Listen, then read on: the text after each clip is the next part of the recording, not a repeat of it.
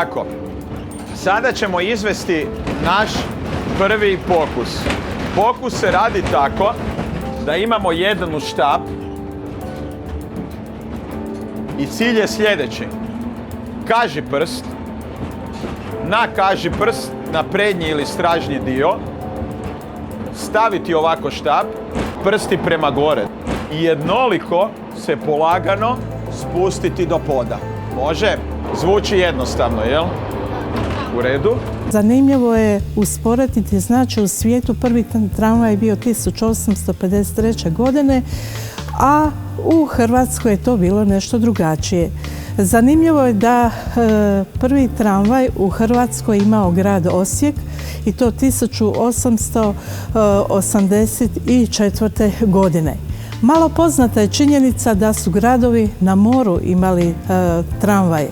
To je bila recimo Rijeka, Opatija, Pula, zatim su slijedili Dubrovnik 1910. kao i Velika Gorica. No, zanimljiva je činjenica, a malo i pitanje, a zašto su se ti tramvaji povukli? Iako su oni bili ekološki, dapače kao i danas, itekako povoljni, prevozili su veliki broj ljudi, bili su atraktivni, a ipak su nekako sa obzorja nestali.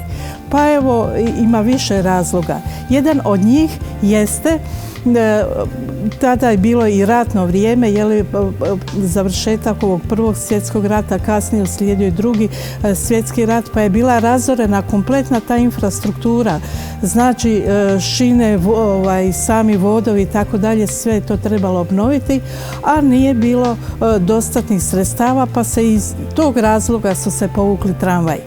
Zatim, jedan od razloga jeste bila tako skupa električna energija kao pogonska energija.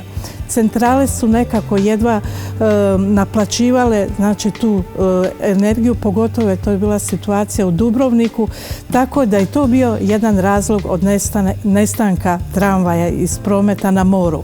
A treći razlog jesu bile i učestale prometne nesreće, pogotovo u Dubrovniku. Jedna je bila 1922. godine, jedna 70. godine, kada je bilo i poginulih s obzirom na konfiguraciju i, ajde tako da kažemo, brdovit teren.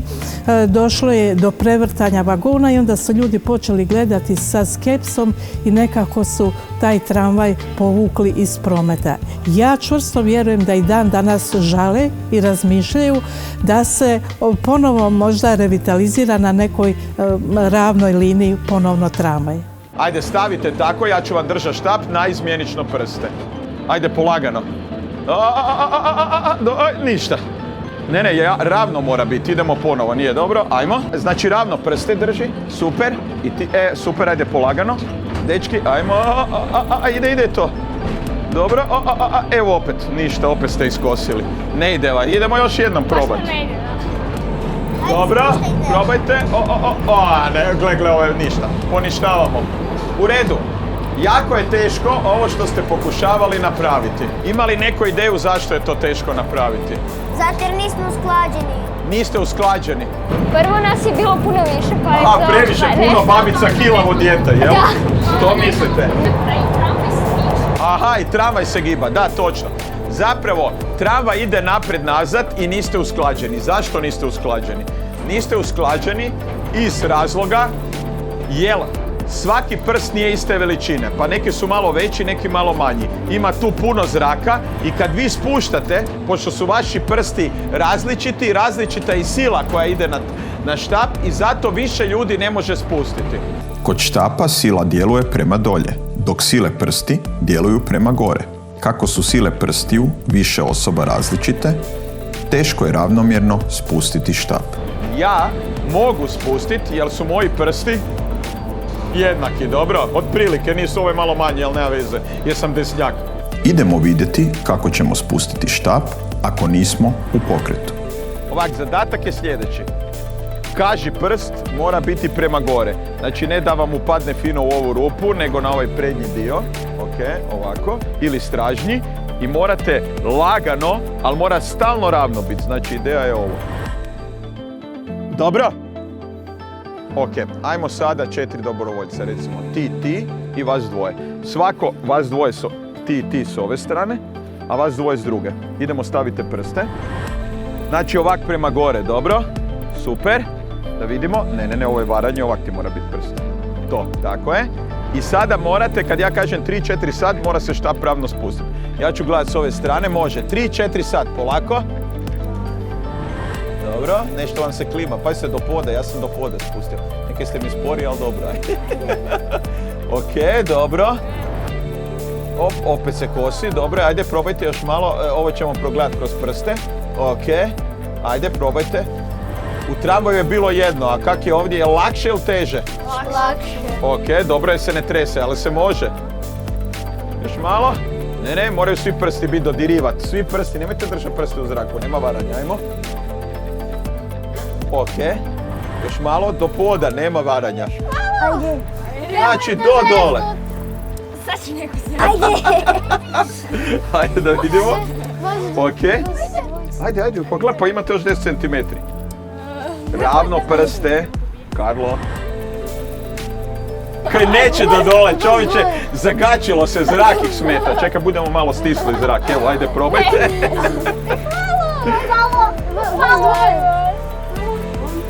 Dobro, još malo. Još malo, još 5 cm. Bravo, super. Ok. Ovak, nije vam bilo cijelo ravno, ali smo vam pogledali kroz prste. Nemoguće je da bude ravno. Naravno, puno je lakše nego u tramvaju.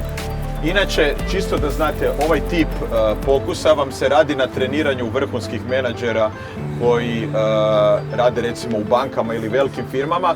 Pokazuje se im da ponekad, kad se radi u timu, se mora biti vrlo strpljiv. U redu. Znači, ovo sam radio sa menadžerima, a vi ste to bolje od njih odradili, ali to nećemo nikom reći, osim u kafeli. Sljedeću stvar što ćemo raditi, gledat ćemo kako se ovaj ovdje valjak giba u odnosu na tramvaj. Znači, tramvaj će ići, malo će ubrzati, malo će usporiti i onda ćemo još vidjeti kako se taj valjak ponaša kada tramvaj ide u zavoju, dobro? Ja ću ga sad ovako zakočiti. Evo, idemo u zavoju. Jel se šta događa sa valjkom u zavoju? Ne?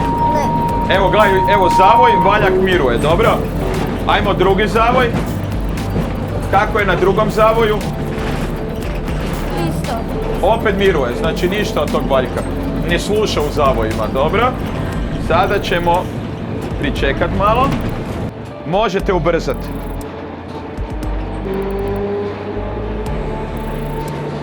Znači, možete zakočiti naglo. Opa. Hvala. Možete krenuti dalje. Evo ga, valjak opet ide tamo. Sad zakočite, molim vas. Super, možete normalno dalje voziti. Hvala vam. Šta se događa? Kad tramvaj ide unapred, onda kak... Znači, ovo ide tamo prema vama, a kada staje, šta se događa? Onda naglo koči pa se... Aha, ide prema meni, super. Znači, valjak isključivo ide napred, nazad, ne ide lijevo desno. Zna li neko zašto je to? Ajde, kaži. Zato jer sa strane nisu ravne, sa strane su ravne plohe. Bravo, pa ovo je fantastično. Kada naglo tramvaj ubrza, znači, ide u onu stranu. Šta se dešalja s valjkom? U koju stranu ide? Ok, pokažite prstima svi. U koju stranu ide? U onu tamo, dobro? A kada tramvaj naglo krene, kud valjak ide? Izvrsno. Znači, šta se događa zapravo kod ovoga valjka? Valjak uvijek ide kontra od onoga što očekujemo. Znači, tramvaj naglo ide naprijed, on hoće nazad. Ujutro iz kreveta se ne možete dignuti iz razloga jer ste jako tromi. Znači, to je prirodno, ali gledaj, valjak je trom, niste samo vi. Ne vrijedi samo za živa tijela, dobro? O čemu se radi? Radi vam se o tome da tijela vole ostati u položaju u kojem jesu. Znači, mi smo bili ovako i tramvaj je naglo krenuo i mi smo otišli nazad. Dobro? Odnosno, kad je naglo krenuo, otišli smo nazad. Međutim, kad je zakočio tramvaj, on zapravo ide u ovom smjeru jer koči, a mi idemo naprijed jer želimo se nastaviti dalje gibati.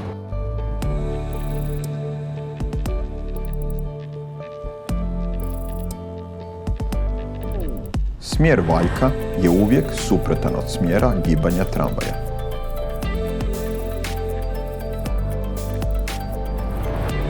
Vidjet ćemo kako se kugla ponaša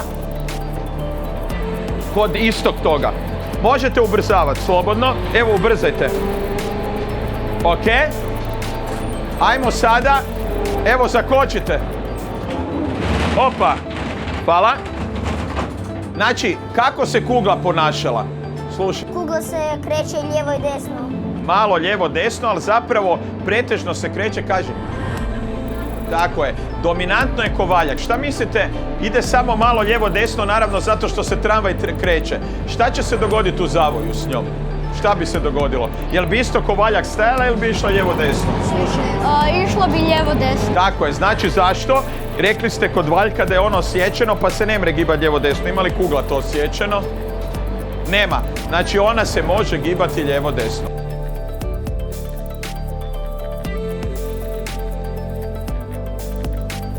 Smjer gibanja kugle je suprotan od smjera gibanja tramvaja.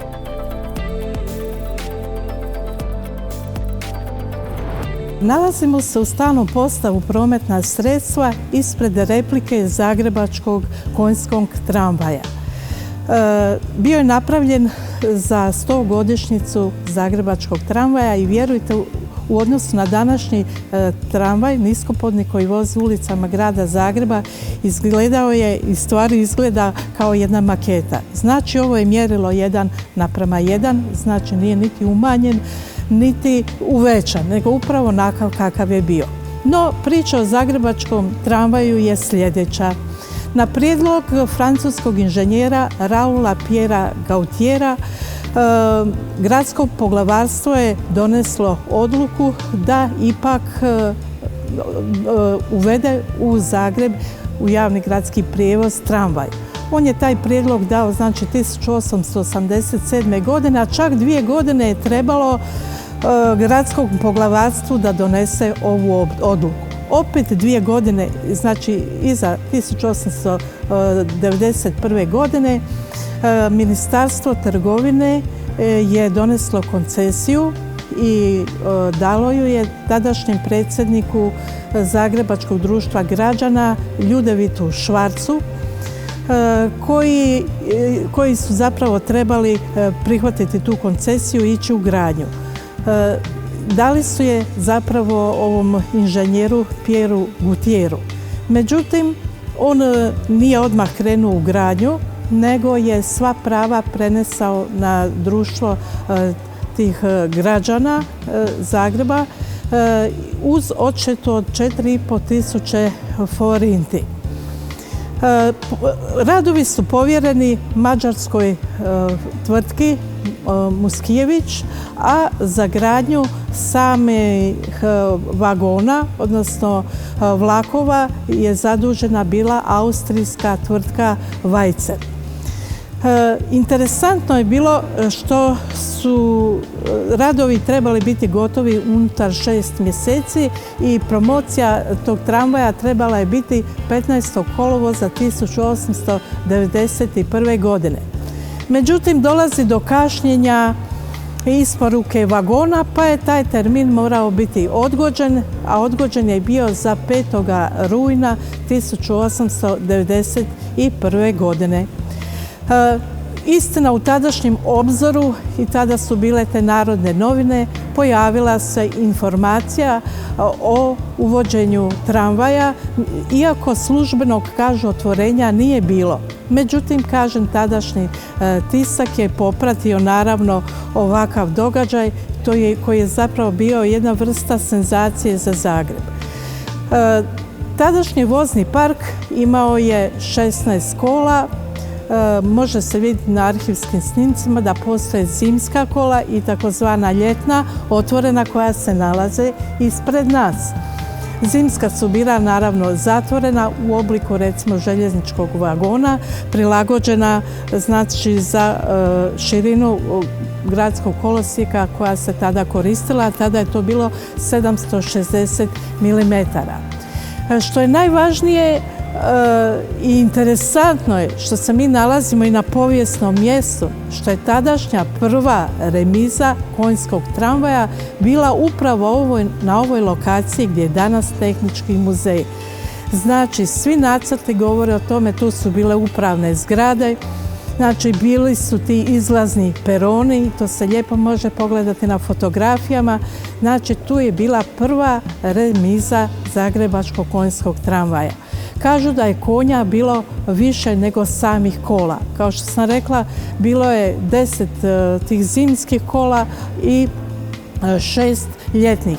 Brzina tramvaja je bila jako mala, 7,5 km na sat.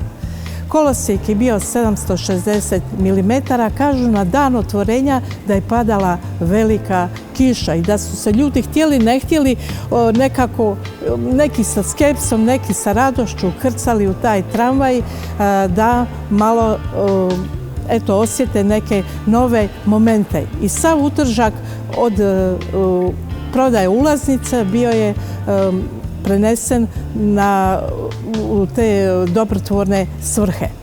Moramo također reći da trasa po kojoj se kretao prvi tramvaj kretala je od tadašnje prve mitnice koja se nije nalazila na trgu Bana Jelačića, nego je bila na Kvaternikovu trgu, takozvana mitnica, pa je trasa vodila nadalje Vlaškom, Draškovićevom, Jurišićevom, Ilicom, zatim vodovodnom, skretala Kolodvorskom ulicom prema takozvanom, tada je bio to južni kolodvor, danas je zapadni kolodvor, zatim do izlaska na Savsku cestu gdje je bio odvojak, jedan prema Savskom mostu, a drugi prema Frankopanskoj ulici. O samom voznom redu, da li je bio točan ili ne, znači konji kada su se umorili, stajali su, morali su nešto i pojesti i tako dalje. Kažu da je 2 konja su opsluživala kola, ali ne odjedanput. Jedan je konj vukao kola, a drugi je bio u službi vatrogasaca. Znači, ako je bila potreba za gašenjem požara, znači uključivao se drugi, a ovaj se mijenjao. To je bio takozvani konjski tramvaj. Sada možemo kazati da konjski tramvaj zapada u krizu, društvo konjskog tramvaja. Zašto? Zato što dolaze neke nove tehnologije i tako dalje, dolazi na pomol električna energija i električni tramvaj. Nekako su jedno vrijeme odoljevali sa pokrivanjem dionica belgijskog kapitala. Međutim, kako je došao električni tramvaj, trebalo je prekinuti koncesiju koju je belgijski kapital imao na 40 godina. S teškim pregovorima i složenim dolazi do razvrgavanja i raskidanja znači ovog ugovora o koncesiji i tada prelazi to društvo, Zagrebački tramvaj dioničko društvo, u ruke znači gradske općine i gradskog poglavarstva, tako da imamo temelje današnjeg Zagrebačkog električnog tramvaja dioničko društvo i to 1909. godine. Sam električni tramvaj uveden je 1910. godine i uredno je prometovao do 1937. godine kada je odvezen u Veliku Goricu. Zapravo, tramvaj je vozio do 1937. godine u Velikoj Gorici, znači od 1910. kada taj konjski tramvaj su kola preinačena za potrebe električnog tramvaja. I u Velikoj Gorici dobro je prihvaćen konjski tramvaj, tako da smo čak kada je bio povučen iz poznatih razloga napravili čak i osmrtnicu njemu u čast kao da se obraćaju živom biću.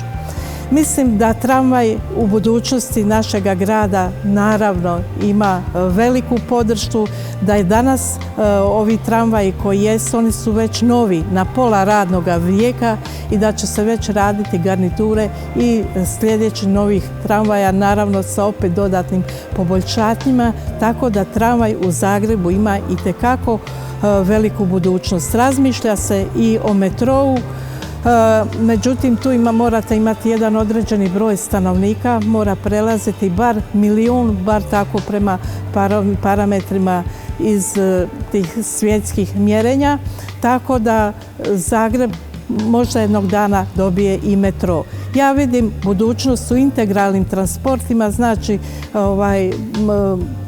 gdje će se koristiti kombinacije i autobusnog, znači cestovnog prijevoza sa ovim šinskim. Ok, ajmo sada. Koncentrirajte se na ovu kuglu koja visi. Možete ubrzati. Idemo gledati, kugla ubrzava. Evo gledajte, gdje ide kugla? Od vas. Tako je, od mene. Sad naglo zakočite. Dobro je. Dobio sam skoro kuglom u glavu. Prema kom je išla kugla? Prema vama. Tako je, kugla ide prema meni. Sada ćemo gledati kako se ponašaju ovi ovdje baloni što imamo i kako se ponaša kugla. Čekamo da idemo oko džamije, odnosno trg žrtava fašizma. Evo, gledamo ovu ovdje kuglu, samo malo, moramo zakočiti. Evo ga, gledajte, sad idemo u zavoj. Pogledajte, baloni idu ovamo, a kugla ide ovamo. Vidite, gledajte, baloni, evo ovako, opa, a kugla ovdje.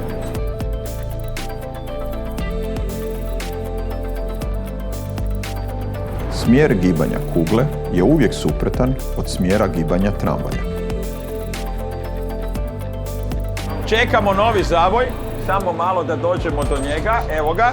Pa ćemo vidjeti, gledajte kako se ponaša kugla u odnosu na balone. Samo da skrenemo. Evo, gledajte. Vidite koliko se odmakla od moje ruke. A baloni su išli na kontrastranu.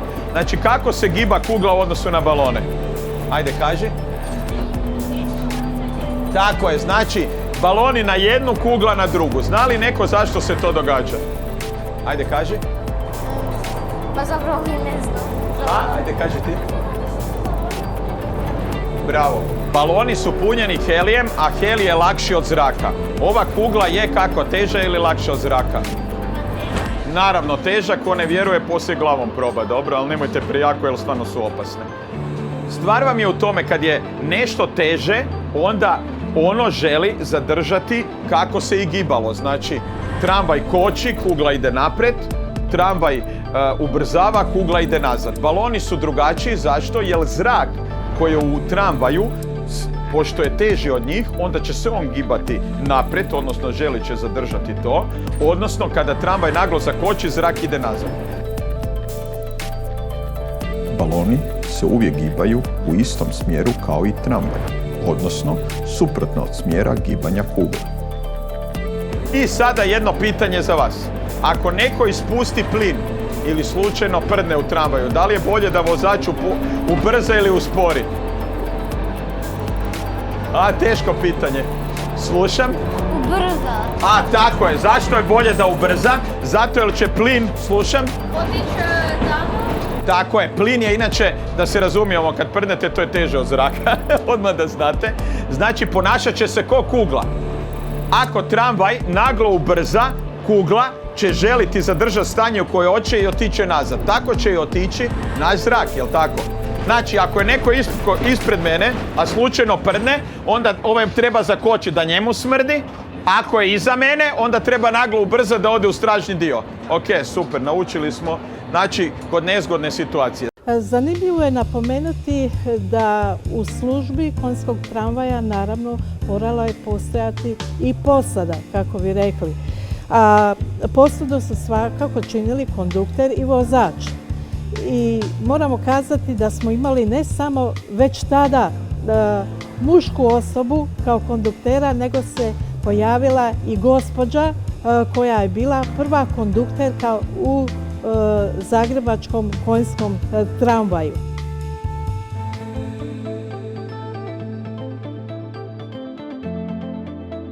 Kako se ponaša voda? Kaži.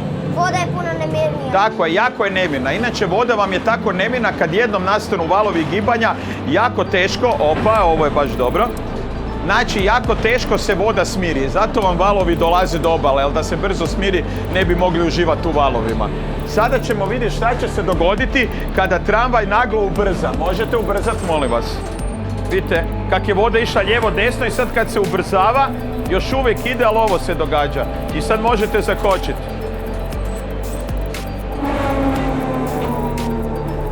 Vidite kak je voda ide prema meni. Naravno, ona se još uvijek ovako giba jer su valovi jako spori. Šta se dogodilo kad je tramvaj naglo ubrzo? Je li površina išla ovako ili ovako? Slušam. Površina je išla tamo. Znači, površina je ovako išla. Površina je tako išla zato jer je isto koji kugla mi htjela ostati troma, odnosno u položaju u kojoj je bila. A kad je tramvaj naglo zakočio, šta se dogodilo s vodom? Osim što me malo pošpricala. Kaži. Tako je, voda je ovako otišla naprijed. Zašto? Jer voda se gibala i sad tramvaj je zakočio, ona je zadnje se htjela gibati i napravila ovo ovdje. Smjer gibanja vode je suprotan od smjera gibanja tramvaja. Zbog odbijanja valova koji nastaju gibanjem vode, od stijenke kutije dolazi do sudaranja, te je slabije uočljiv efekt gibanja vode nego što je to bio u slučaju kod kugle ili valjka. I sada ono zadnje što ćemo isprobat ćemo kako se ponaša, zapravo, gledajte sada balone, imat ćemo naglo ubrzavanje i naglo usporavanje. Evo ga. Vidite kako su baloni. Baloni su otišli tamo, a kugla je otišla prema meni. Sam bio malo preblizu pa mi skoro u glavu pogodila. Nema veze. A sad molim vas ubrzajte naglo. Vidite, baloni idu prema meni, a kugla od mene. Hvala vam.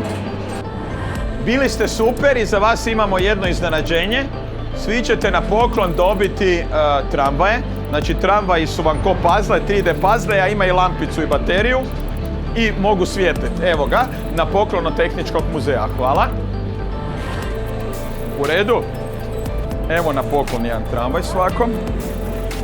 Imate i lampicu, vidjet ćete kako se to radi. Bilo mi je jako zanimljivo i naučio sam nove stvari. Bilo mi je jako zanimljivo, edukativno u svakom slučaju i zabavila sam se. Odlično mi je bilo, samo što se malo treslo u zavojima kada se kočilo. Radili smo neke pokuse s vodom, s lopticama, s balonima i s valjkom. A bilo mi je najviše fora kada smo sa prstima spuštali. Pa najviše fora mi je bilo gibanje tijela u prostoru, odnosno kad je tramvaj kočio i išao naprijed, kako se kugla i valja, kako su se gibali po podu. Najveća fora mi je bilo kad smo radili pokuse sa štapom, kad smo spuštali dole.